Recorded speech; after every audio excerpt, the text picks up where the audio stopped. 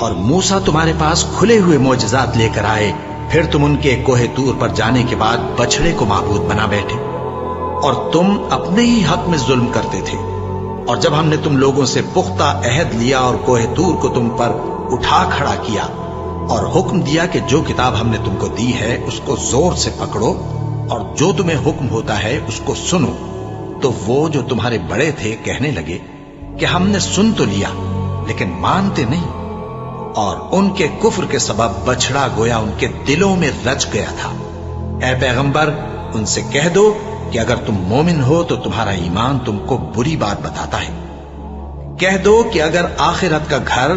اور لوگوں یعنی مسلمانوں کے لیے نہیں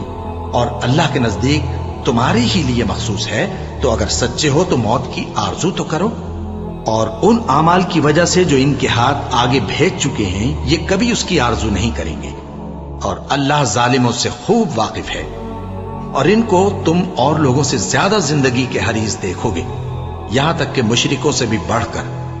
ان میں سے ہر ایک یہی خواہش کرتا ہے کہ کاش وہ 1000 برس جیتا رہے، مگر اتنی لمبی عمر اس کو مل بھی جائے تو اسے عذاب سے تو نہیں چھڑا سکتی، اور جو کام یہ کرتے ہیں اللہ ان کو دیکھ رہا ہے۔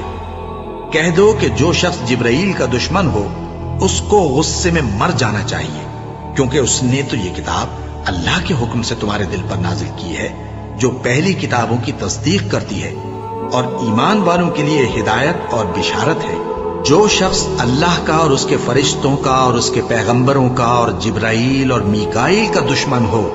تو ایسے کافروں کا اللہ دشمن ہے، اور ہم نے تمہارے پاس